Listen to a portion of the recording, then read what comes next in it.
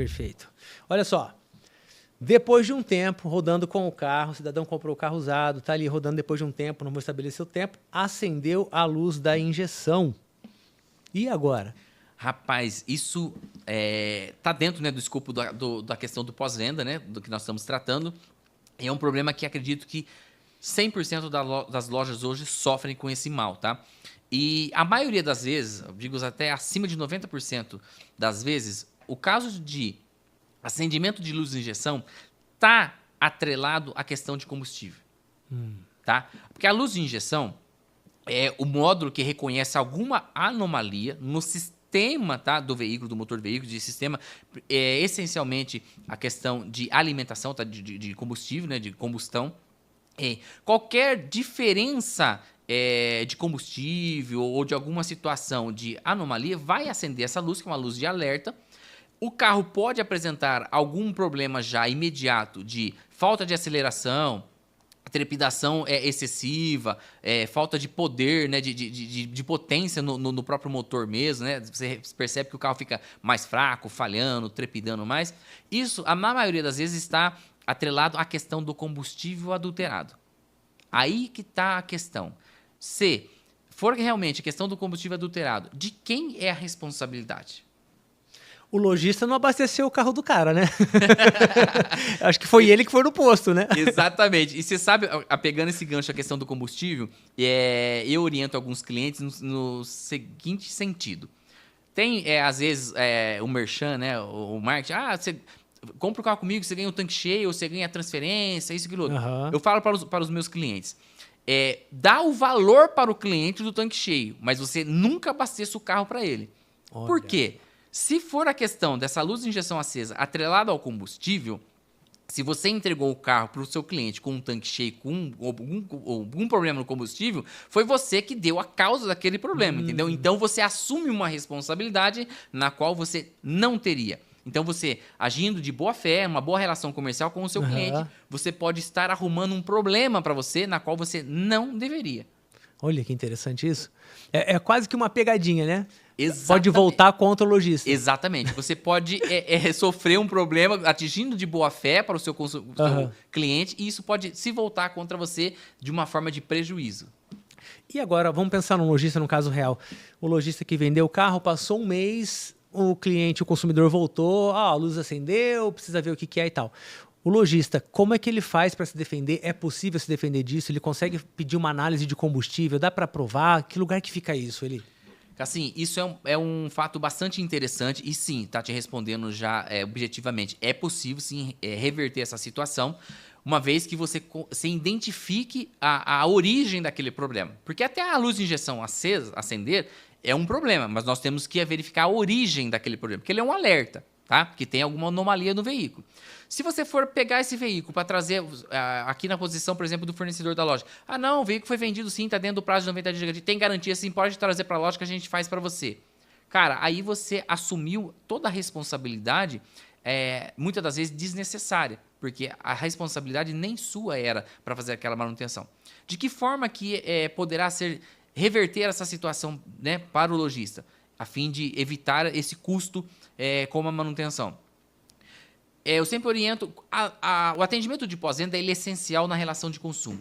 Para minha visão, depois de um contrato bem elaborado, é o primeiro atendimento de pós-venda que vai definir se você vai ter uma boa situação com aquela relação específica ou se aquilo ali vai zangar e vai trazer um prejuízo, muitas das vezes, amargo naquela situação por falta de conhecimento.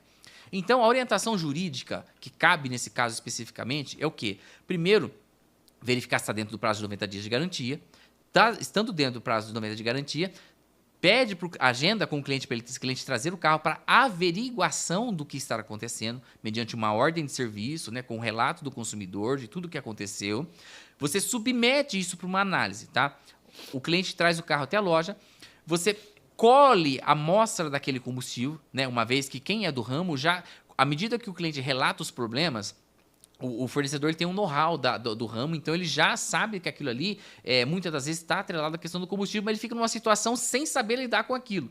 Porque às vezes ele fala para o cliente, pode ser combustível adulterado. O cliente já de pronto responde, não, mas eu sempre abasteci naquele posto, a minha família sempre abasteceu lá, nunca tive problema, só abasteço em posto de bandeira. Só que isso, você se adiantar com essa informação, muitas das vezes ele acaba trazendo um efeito rebote. Porque o cliente já deu a negativa já na sua lata, que aquilo ali não é combustível adulterado, não. Então você aguarda, pega esse veículo para fazer essa averiguação, submete aquela amostra de combustível para uma análise técnica e, uma vez identificado que trata-se de uma adulteração ou qualquer composição que está irregular, mediante os órgãos, tá, de regulação na qual determina qual que são os elementos, enfim, do combustível.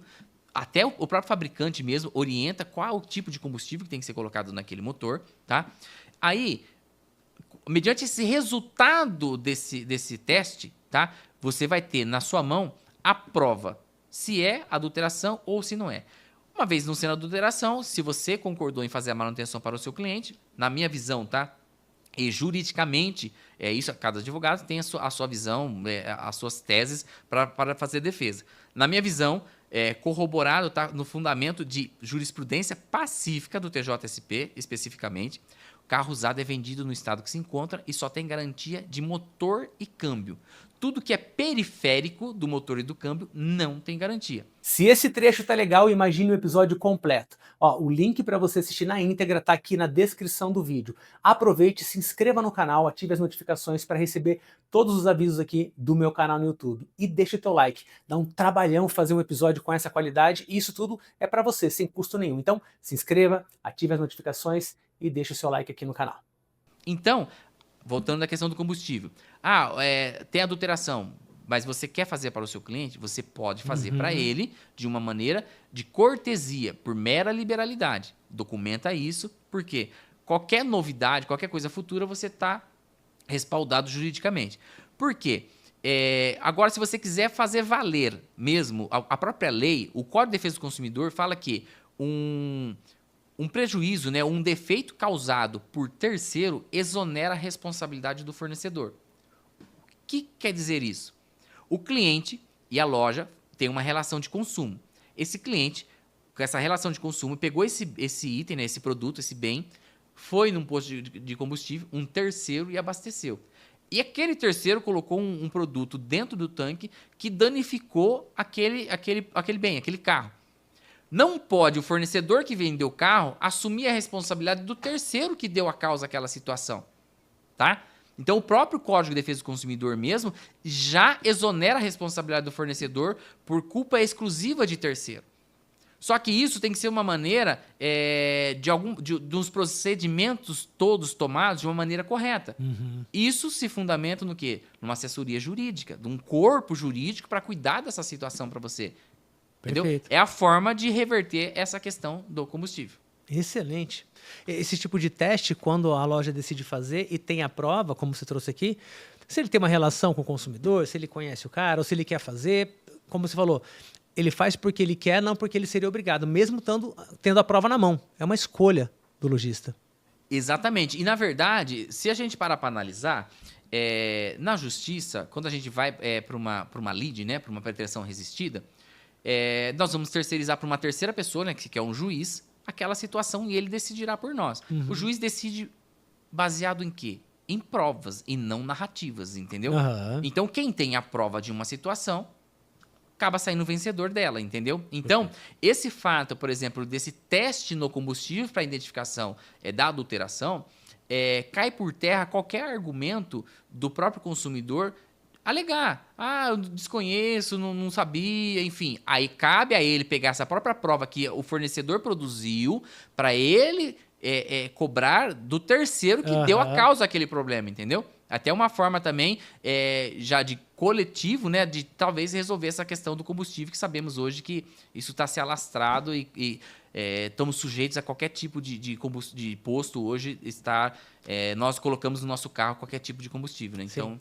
Eu vi até um vídeo ontem no Instagram, apareceu para mim, de um posto no Rio de Janeiro, de bandeira, apareceu o vídeo, e tava a fiscalização, o cara falou, olha, tá aqui o teste, 40 litros em cada galão e a máquina marcando, acho que era 92, dava 12 a mais. Nossa. Aí ele falou, ó, esse posto já foi notificado, ele já foi fechado, mas aí abriu-se uma exceção, abriu o posto para voltar a funcionar e os caras continuam fazendo esse tipo de roubo na bomba. Não é o adulterado, mas é o roubo de passar o ar ali, né? Contar uma coisa errada, né? Sim, sim. Tem várias formas de fraude, né? Mas a que traz prejuízo para o lojista, né? Seria a questão da adulteração mesmo, né? Hoje sabemos que tem de tudo no combustível, enfim. E aí isso vai gerar um dano, um prejuízo. E o pior, tá, assim, o que acontece? Eu já tive situações, tá? Por isso que eu tenho essa questão hoje da produção dessa prova, tá? Preservar da cadeia de custódia, como havia dito anteriormente, eu sou um advogado criminalista, então eu prezo muito pela validade e legalidade da prova apresentada. A gente respeita toda a cadeia de custódia. Quando a gente colhe 2 amostras do combustível, a gente lacra uma, entrega para o consumidor e a nossa a gente submete à análise técnica. Por quê? Se ele quiser contestar a nossa análise, ele tem a amostra dele na mão. Então, nós temos a contraprova. Eu disponibilizo para o consumidor a contraprova se ele quiser contestar aquela nossa, entendeu? Mas uma vez respeitada a cadeia de custódia, dificilmente vai conseguir reverter, porque é a verdade dos fatos, entendeu? A prova ela é irrefutável, uma vez configurado a adulteração do combustível.